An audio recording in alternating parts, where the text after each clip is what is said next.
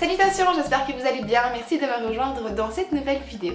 Aujourd'hui nous allons reparler de la palle. Pourquoi est-ce que je dis reparler? Parce que tout simplement je tourne cette vidéo pour la deuxième fois.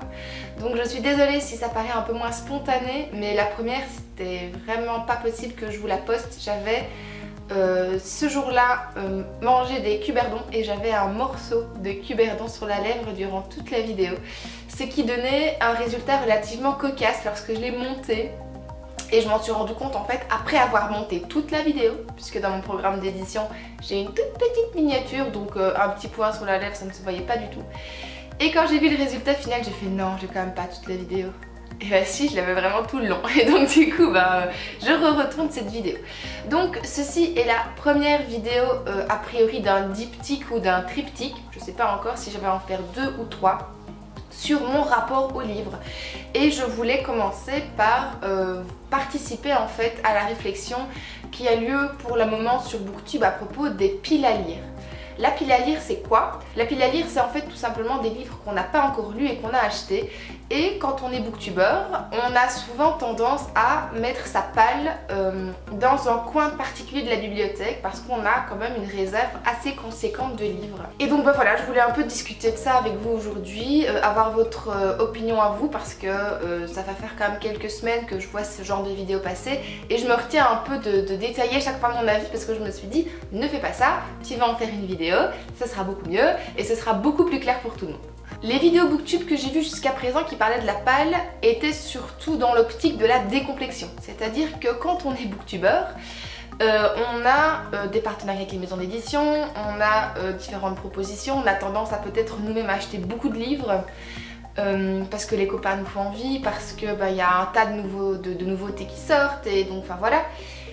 Et donc ce qui amène au fait de vouloir faire produire du contenu pour alimenter sa chaîne et donc c'est un petit peu l'escalade. Et quand on arrive à une pile à lire qui fait 200, 300, 400 livres, là on commence à se dire oulala, où est-ce que je mets tout ça et qu'est-ce que j'en fais maintenant? Et donc il y a quand même pas mal de personnes qui parlent à ce moment-là d'une certaine pression que la palle peut leur imposer et de se dire il faudrait peut-être que je termine quand même et que je fasse baisser ma palle avant de racheter des nouveaux bouquins, etc. etc.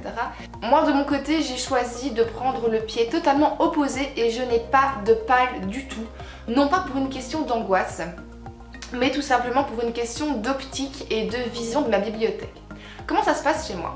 Quand j'achète un livre, je le range directement à la bonne place par rapport au classement de ma bibliothèque. Donc, par exemple, ce que vous voyez là, c'est tous mes ouvrages que j'ai en poche.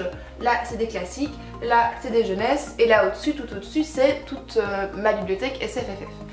Et donc, quand j'achète un livre, je le range directement par ordre alphabétique d'auteur à la bonne place. Comme ça, il a déjà sa place dans ma bibliothèque.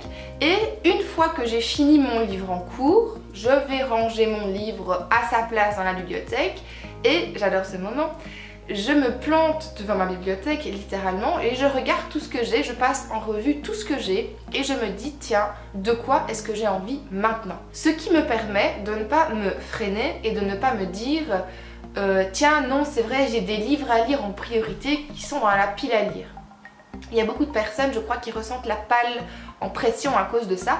C'est parce que il y a toute une série donc, de livres qu'on n'a pas encore lus, qui sont qui prennent peut-être beaucoup de place d'ailleurs dans la bibliothèque sur une étagère.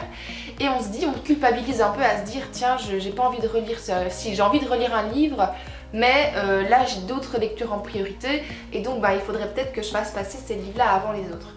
Et moi j'ai pas du tout envie de me freiner par rapport à ça, j'ai pas du tout envie de me dire qu'il y a des livres à lire en priorité. Si j'ai envie de relire un livre pour la 5e fois, c'est ce que je ferai, d'accord? Et donc c'est comme ça que je vois les choses. Moi j'ai pas de pile à lire pour une question de pression d'une part, mais d'autre part pour me laisser personnellement la liberté de choisir.